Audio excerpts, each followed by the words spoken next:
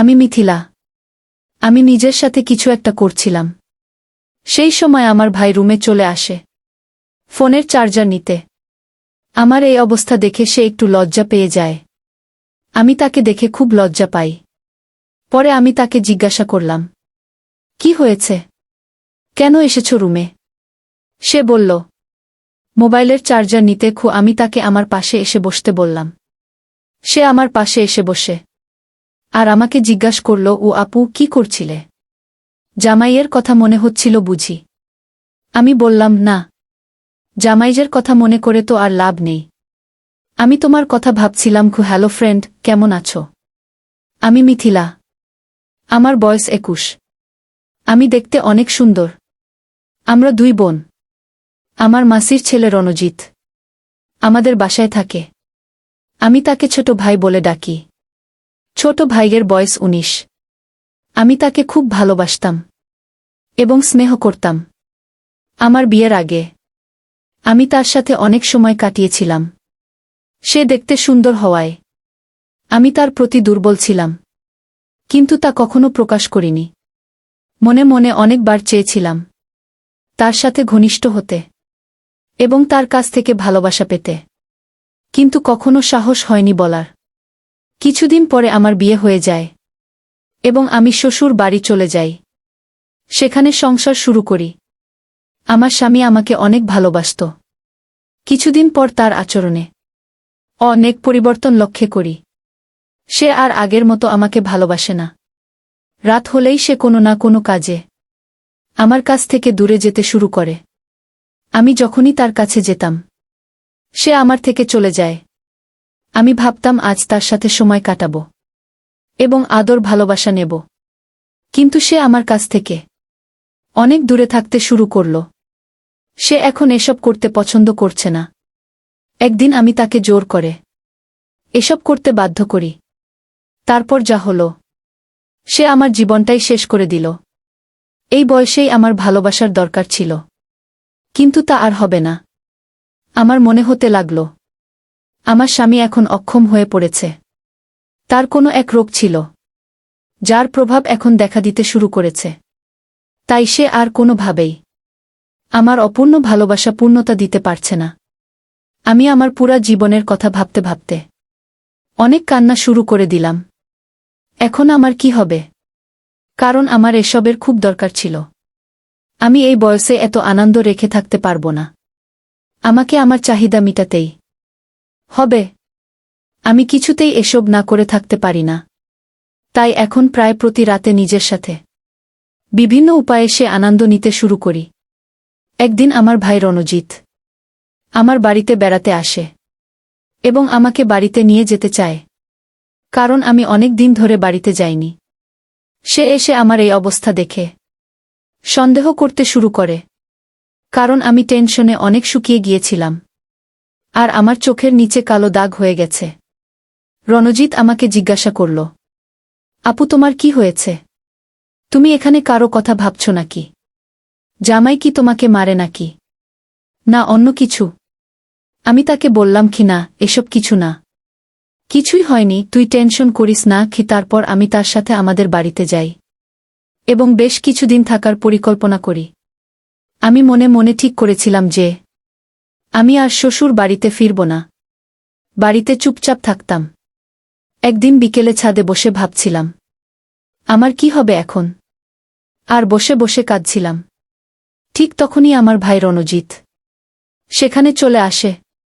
আমার কান্না দেখে সে আমার পাশে বসে আমার চোখের জল মুছে দেয় আর আমার হাত ধরে জানতে চায় কি হয়েছে।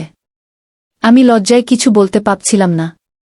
তারপরেও সে অনেক জোর করার পর আমি তাকে বলি যে আমার জামাই আমাকে আর তেমন ভালোবাসে না এবং সে আমাকে সেই সুখ দিতে পারে না। আমার কথা শুনে সে একটু চুপ হয়ে যায়। পরে সে বলে, কেন? কি হয়েছে? তোমরা তো আগে ভালোই ছিলে, তাহলে এখন কি হলো? আমি তাকে বললাম সে আর আগের মতন সুখ দিতে পারবে না। আমার কথা শুনে তারও মন খারাপ হলো। আমি মনে মনে ভাবছিলাম, এই সুখ এবং ভালোবাসা যদি আমি আমার ভাইয়ের কাছ থেকে পাই তাহলে অনেক ভালো হবে। তাই আমি একটি পরিকল্পনা করি। কান্না করতে করতে আমি তাকে জড়িয়ে ধরলাম। সে একটু লজ্জা পেল, কিন্তু কিছু বলল না। সে আমার পিঠে হাত রেখে বলল, মিথিলা আপু, তুমি এত টেনশন করো না, দেখি কি করা যায়। কি তার এই কথা শুনে আমি বললাম, কি আর দেখবে তুমি? আমার এই সুখ কি তুমি এনে দিতে পারবে? আমি এভাবে থাকতে পারি না, আমার অনেক কষ্ট হয়। সে আর কিছু না বলে আমাকে নিয়ে নিচে চলে আসে নাস্তা করার জন্য। আমরা নাস্তা করলাম এবং অনেক গল্প করলাম। আমি মনে মনে ভাবছিলাম, আমার ভাইও হয়তো আমাকে নিয়ে কিছু ভারতে শুরু করেছে। তাই আমি অনেক আনন্দ পেলাম। এরপর থেকে আমি আমার ভাইয়ের কাছাকাছি থাকতে শুরু করলাম, আর সেও আমার কাছাকাছি থাকতে পছন্দ করল। এখন প্রতি রাতে আমি আমার ভাইয়ের কথা ভাবতে ভাবতে নিজের সাথে বিভিন্নভাবে আনন্দ নিতে থাকি। একদিন রাতে ঘুমানোর জন্য রুমে চলে যাই। ঘরের দরজা প্রায় খোলা ছিল।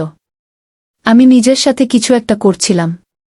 সেই সময় আমার ভাই রুমে চলে আসে ফোনের চার্জার নিতে। আমার এই সব দেখে সে একটু থমকে গেল। আমি তাকে দেখে খুব লজ্জা পাই। পরে আমি তাকে জিজ্ঞাসা করলাম, কি হয়েছে, কেন এসেছ রুমে? সে বলল, মোবাইলের চার্জার নিতে। আমি তাকে আমার পাশে এসে বসতে বললাম।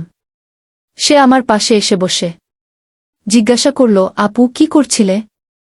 জামাইয়ের কথা মনে হচ্ছিল বুঝি? আমি বললাম, না, জামাইয়ের কথা মনে করে তো আর কোনো লাভ নেই। আমি তোমার কথা ভাবছিলাম। সে আমার কথা শুনে অবাক হয়ে যায় এবং বলে, কেন আপু? আমি বললাম, তোমাকে এত অবুঝ সাজতে হবে না। তারপর আমি তার খুব কাছে গিয়ে বসে বললাম, আমি তোমাকে অনেক ভালোবাসি। ছোটবেলা থেকেই তোমার সাথে থাকতে চেয়েছি অনেকবার, কিন্তু লজ্জায় বলতে পারিনি। কিন্তু আজ বলছি। সে আমার কথা শুনে বলল, আপু তুমি দেখতে অনেক সুন্দর। আমার ও মন চাইত, কিন্তু আমি তোমাকে বলতে পারিনি ভয়ে। আমি তার মুখ থেকে এইসব কথা শুনে অনেক খুশি হলাম আর তাকে জড়িয়ে ধরলাম। সেও আমাকে জড়িয়ে ধরল। আমি তার গালে অনেকবার কিস করলাম। তারপর অনেক দিনের মনের বাসনা আমার পূর্ণ হতে থাকল। সে রাতে আমার রুমে অনেকক্ষণ ছিল আর আমাকে অনেক ভালোবাসা দিল, যেটার জন্য আমি এতদিন অপেক্ষা করছিলাম। পরে সে তার রুমে চলে গেল। একটু পরে আবার আসলো। আবার কাজ শুরু করলাম। অনেকক্ষণ আমার সাথে থাকল। রণজিৎ বলল, আমি বহু সময় তোমার রুমে আছি, কেউ যেন সন্দেহ না করে। সে চলে গেল। পরে আমি সুযোগ বুঝে তার রুমে গিয়ে আবার শুরু করলাম বাকি কাজগুলো। আমার ভাইয়ের এসব দেখে আমি তো অবাক হয়ে গেলাম।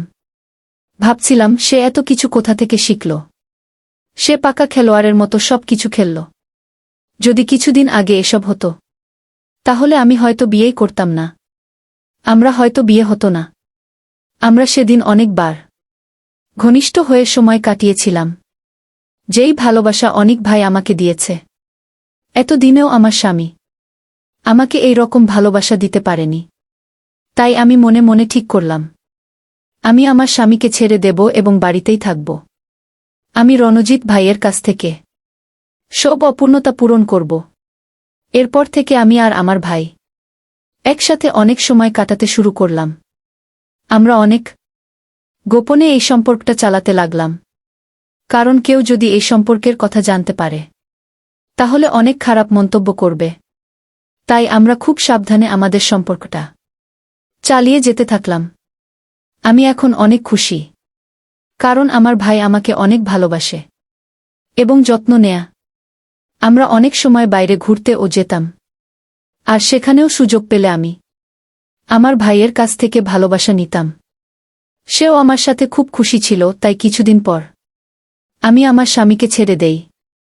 আমি বাড়িতে এসে আমার মায়ের সাথে সব শেয়ার করি এবং বলি যে আমার জামাই আমাকে আর ভালোবাসে না।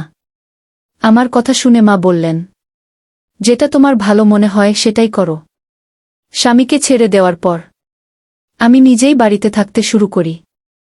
আমি আর আমার ভাই একসাথে থাকা শুরু করলাম। অনেক সময় কাটাতে লাগলাম। গল্প করতাম, যা আমার জন্য অনেক ভালো সময় ছিল। এখন আমরা সুযোগ পেলেই ঘনিষ্ঠভাবে সময় কাটাই।